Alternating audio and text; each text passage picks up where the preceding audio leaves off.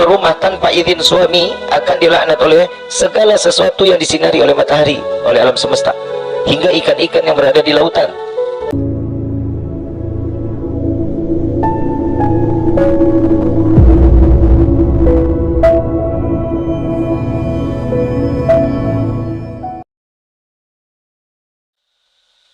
Keutamaan wanita di dalam rumah tangga banyak ilmunya, banyak tata caranya, yang dimana setiap wanita memiliki kewajiban. Istri memiliki kewajiban saat dia di luar atau di dalam rumah. Yang pertama, hadis Nabi SAW, sesungguhnya paling dekat seorang wanita di sisi Allah ketika berada di dalam rumah. Di sini dijelaskan ketika berada di dalam rumahnya, dan sesungguhnya salatnya.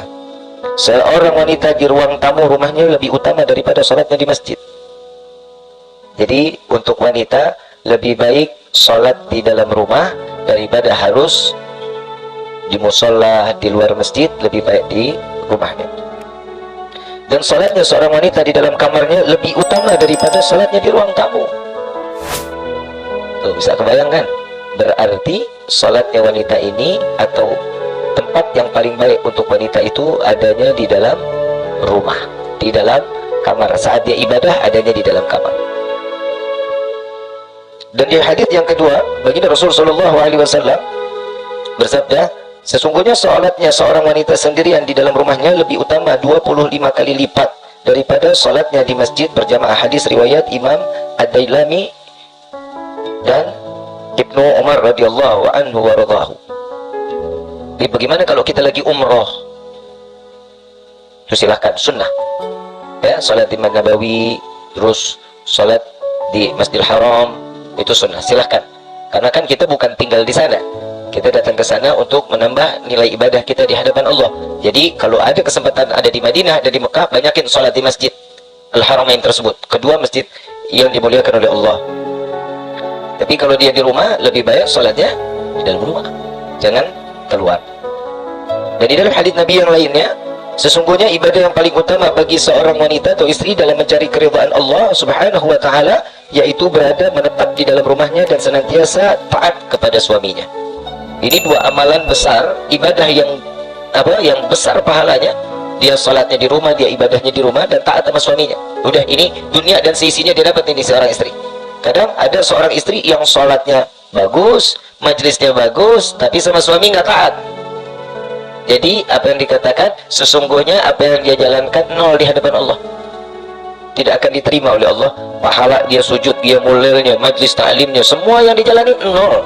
Kenapa? Karena tidak taat kepada suami. Dan di sini ada yang dikatakan lagi hukum wanita keluar rumah. Itu tadi sebaik-baiknya wanita yang berada di dalam rumah. Dan ada wanita yang dikatakan hukum wanita keluar dari rumah. Al-Imam Ghazali radhiyallahu anhu radhahu, beliau berkata, sesungguhnya keluar rumah bagi wanita tidak dilarang apabila ada suatu kepentingan dan wajib mendapatkan izin lebih dahulu dari suami atau orang tuanya. Kalau dia masih sendiri, izin sama orang tuanya. Kalau dia udah berumah tangga, izin dengan suaminya. Dan hendaknya menjaga aurat dan pandangan mata dan secepatnya pulang. Sesungguhnya keselamatan bagi seorang wanita berada di rumahnya. Ini di dalam kitab Ihya Ulumuddin, ada di dalam kitab Ihya bab 2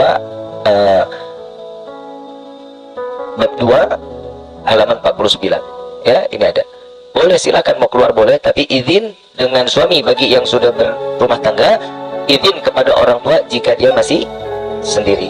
Ya. Dan juga nih buat ibu seorang yang sudah bersuami, kalau udah jalan kondangan cepat pulang. Mampir dulu ke rumah ke rumah ini. Perempuan biasanya begitu tuh, kalau udah dikasih izin sekali, oh, lagi mumpung. Betul nggak? Kadang lagi mumpung, nggak boleh begitu. Cepat selesaiin urusan kondangannya, selesai kan ketemu juga. Ketemu di tempat kondangan, jangan, itu kita mampir dulu ke sini. Mampir dulu ke sini. Nah, itu hati-hati kalau suaminya nggak ridha, itu bisa jadi dosa besar buat seorang istri. Yang kedua, dari Nabi Shallallahu Alaihi Wasallam, Nabi Shallallahu Alaihi Wasallam bersabda, sesungguhnya seorang istri yang keluar rumah tanpa izin suami akan dilaknat oleh segala sesuatu yang disinari oleh matahari, oleh alam semesta, hingga ikan-ikan yang berada di lautan. Ustaz bayang nggak tuh, ini keluar ke majelis ini izin nggak nih? Cuman 3 orang yang ngomong. Izin nggak sama suami? Ya, hati-hati makanya kalau kemanapun izin. Nih suami saya di luar kota, WhatsApp. Nggak ada alasan tuh, nggak ada alasan. Seandainya susah dihubungin, izin sama orang tua. Telepon, Bu, nanti kalau ayang mbak telepon, saya nggak diangkat, handphone lagi dicas, saya lagi keluar ke warung sebentar beli beras 2 butir. Ya, yang penting izin, kasih tahu. Di dalam hadits yang lain Nabi Shallallahu Alaihi Wasallam bersabda, sesungguhnya seluruh tubuh wanita itu aurat. Jika ia keluar rumah pasti setan akan menyertainya. Tuh setan ikut tuh, makanya Nabi Shallallahu Alaihi Wasallam kalau jalan laki-laki nggak boleh di depan, di belakang perempuan. Iblis menggoda. Apalagi kalau udah kelihatan betis perempuannya aja nggak boleh kita lihat. Betis perempuan. Apalagi orang yang udah nutup aurat tapi bajunya ketat. Sama seperti kita lihat tubuhnya cuman ditutupi tapi lekap likuk tubuhnya tuh, bentuk tubuhnya kita bisa lihat. Ini hati-hati ya, tak boleh. Ini kan ada satu kisah di mana ada seorang perempuan, sahabat Rasul Shallallahu Alaihi Wasallam mengatakan, wahai istriku, jangan keluar rumah sebelum aku pulang dari peperangan. Dikasih duitnya, dikasih makanannya selama 3 bulan. Begitu balik, ini suami nanya, gimana kabarnya? Sehat, alhamdulillah. Mukanya seneng, seger gitu, maksudnya nggak ada beban. Ditanya gimana orang tuanya meninggal, ibu bapaknya meninggal. Terus udah jalan ke sana, dijawabnya dengan enggak. Kenapa? Karena engkau tidak mengizinkan aku keluar dari rumah, jadi lebih baik saya di rumah. Lari sahabat Nabi kepada Nabi Muhammad SAW. Ya Rasulullah, saya dosa besar, katanya. Apakah saya termasuk golongan seorang suami yang durhaka? Apa yang membuatmu sampai pun berpikir seperti itu? Aku telah melarang istriku keluar dari rumah. Setelah aku larang, orang tuanya meninggal, dia nggak datang takziah, tidak dijenguk, sakitnya nggak dijenguk, sampai meninggalnya nggak dijenguk. Apakah saya gimana ya Rasulullah, dosa besar saya? Apa jawaban Rasulullah? Sesungguhnya seorang istri yang mengikuti apa yang diperintahkan oleh seorang suami, maka selamatlah orang tua dia tanpa disiksa oleh Allah di yaumil qiyamah, masuk surga karena ketaatan seorang istri kepada suaminya. Ini yang bab selanjutnya, menyemangatkan suami di dalam segala hal bentuk yang baik. Jadi penyemangat, charger. Kadang suami istri itu kadang suka bikin lemah. Suami lagi giat, udahlah, mau ngapain sih, hatu patah tuh. Hati-hati tuh ya. Dukung aja, dukung. Mau dia baik, mau akhirnya nggak baik, udah ikut aja dulu, selama dia masih di dalam koridor, di dalam syariat Allah Subhanahu wa Ta'ala.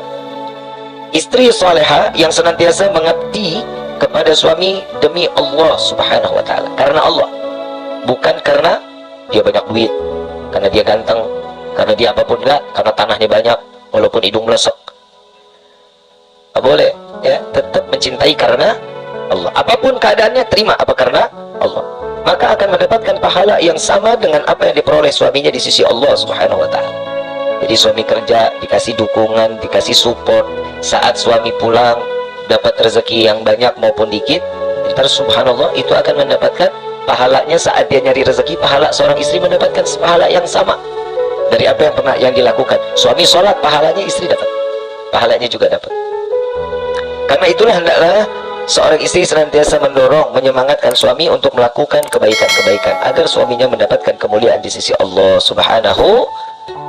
Saya punya suami koret, dukung. Yang itu harta banyak buat apa sih, yang bagi datu sedikit ya, bagiin ke orang-orang yang dibutuhin. Saya nyari duit susah. Memang mereka lebih susah dari kita. Ada satu kisah, ada seorang yang miskin, dia nggak punya apa-apa, hidupnya dia di pasar nungguin kacang jatuh. Paham nggak? Setiap orang beli kacang satu pikul, satu karung, ada kacang-kacang yang jatuh, dipungutin kacang. Saking nggak punyanya, kacang dipungutin. Dia sambil dia bawa kacang, ya Allah, sampai kapan saya makan seperti ini, katanya. Saya pengen makan gandum yang nikmat, yang sekaya orang-orang tuh makanan sehat. Sambil direbus kacangnya. Selesai kacangnya direbus, dia makan, kulitnya dibuang ke jendela. Dibuang ke jendela. Dia ngedengar ada orang di sampingnya. Begitu dilihat, subhanallah, ada orang yang makan kulit kacang. Dia makan kacangnya, di samping rumahnya ada yang makan kulit kacang. berarti dia lebih baik dibanding orang yang ada di luar. Makanya ini orang-orang kadang suka makan enak tapi nggak mikir. Makanya ibu, saya cuma mau ngasih tahu, kalau ada rezeki berlimpah, ada makanan enak, kasih minimal orang tua kita nyicipin makanan enaknya. Kalau orang tua kita aja nggak pernah makan enak, gimana orang lain? Kadang manusia kalau lagi makan enak lupa sama segala-galanya. Boro-boro untuk ngebungkusin buat dirinya aja, sisain dikit dah buat kita bawa pulang. Begitu kan? Nah, itu. Jangan belajar bakhil, nggak boleh. Orang yang bakhil itu yang pertama akan disiksanya sama seperti dia, seperti Qarun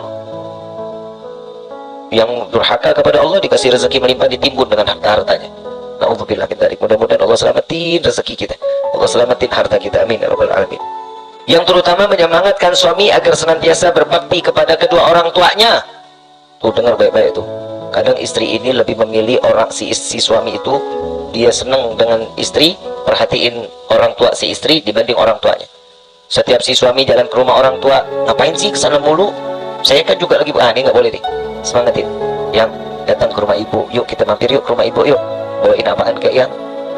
Ya, bawain apaan kita. Akhlak, kalau kita ngelihat ada suami kita sama hubungan sama orang tuanya nggak baik, kasih ajak ngomong.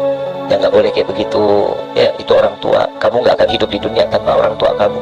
Kasih didikan atau kasih satu nasihat-nasihat yang baik, sehingga orang tersebut menjadi taat dan patuh kepada kedua orang tuanya. Senantiasa bersilaturahmi, menjalin hubungan baik dengan saudara-saudaranya.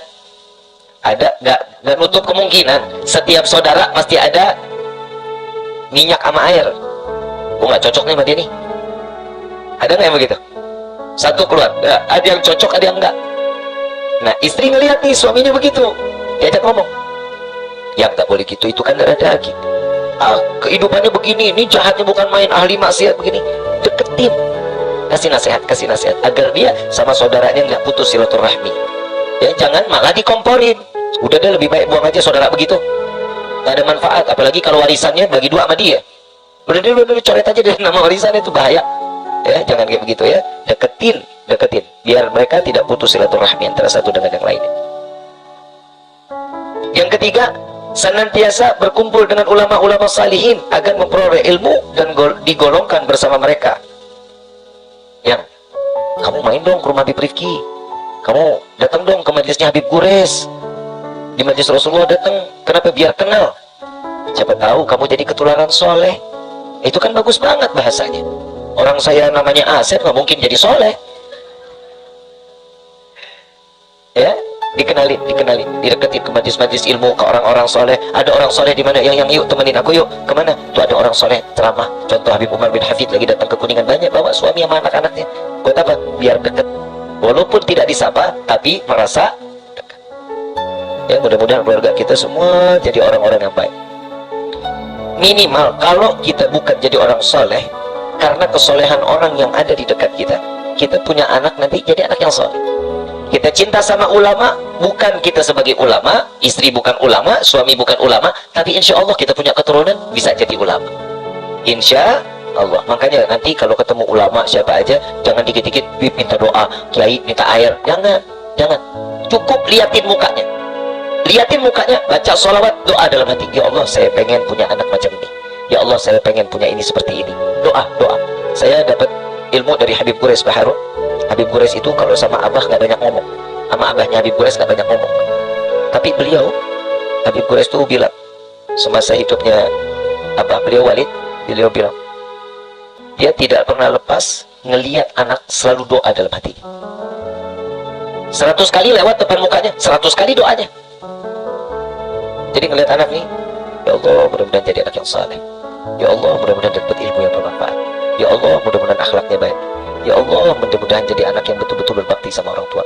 Ya, setiap lewat doa yang keluar, setiap lewat doa, lihat anak-anaknya Al-Habib Qasim bin Ahmad Baharun, semuanya jadi ulama besar, semuanya jadi orang-orang saleh, anak-anak saleh-salehah. Nggak ada pembisnisnya, nggak ada. Semua jadi ulama, punya pondok pesantren, semua punya pondok pesantren. Kenapa? Didikan dan doa dari orang tua. Ya, deketin istri, suami, deketin sama orang ulama-ulama agar menjadi seseorang yang tertular dalam kesolehannya. Insya